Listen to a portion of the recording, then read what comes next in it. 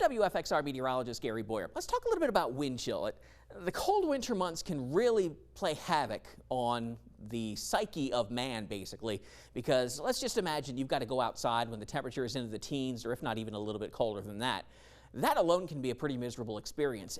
Add to that a little bit or even a lot of wind. That's when we talk about wind chills and how that wind chill will affect your body. And that's what we're going to sort of diagnose into the science, if you will, of wind chill. So when winds are on the light side, we really aren't talking a lot about wind chills, because when we don't have a lot of wind, we're able to keep that heat that our body is generating close to our body. Even, if obviously the more insulated you are, the better protected you are.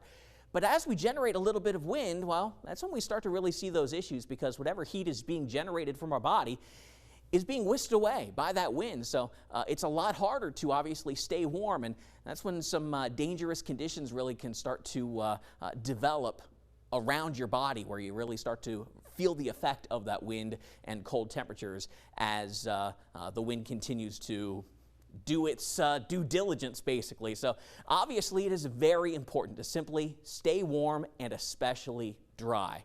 Be sure that you wear multiple layers of clothing. Now, that's not just obviously, sweaters, jackets, t-shirts, and all that sort of layered one by one, but also you've got to think the lower extremities as well. So, some pants, sweatshirt or sweatpants as well, long underwear, multiple layers, both top and bottom. Same thing with your socks, because your feet can obviously get pretty cold as well. So, a couple of layers of socks, especially in really cold and windy conditions, will really help your body fare a little bit better.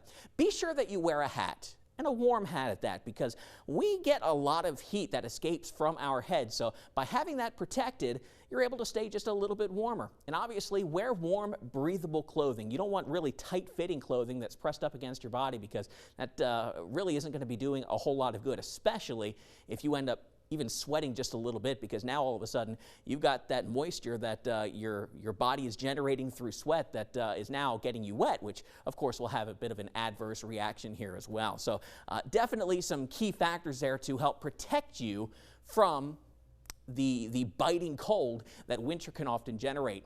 You may have seen this. This is the wind chill chart from the National Weather Service, which basically combines the temperature and the wind and will form what is called the wind chill. And we're just going to kind of pop some numbers out here at you. What you see up top here are the temperatures. So let's say the temperature outside is 10 degrees. Well, then we also look at the winds over here. Let's say the winds are at 25 miles per hour. So we combine the 10-degree temperature and we go down here to the 25-degree wind, and we've got a wind chill of about 11 degrees below zero. So that's what will actually feel like on the surface of your skin. Any skin that is not protected from gloves or hat or anything, any exposed skin, it will feel like about 11 degrees below zero.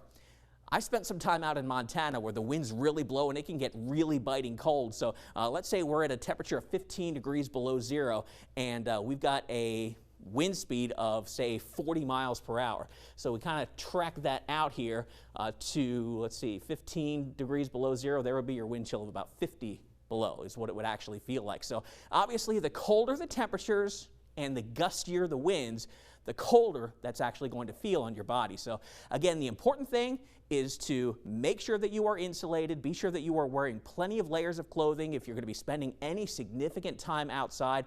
And obviously, the colder that it is and the windier that it is, you want to limit that time that you do have that exposure to all of the elements out there. So just got to keep this in mind. And of course, you can get all kinds of information about wind chills in the full article, which you can see below.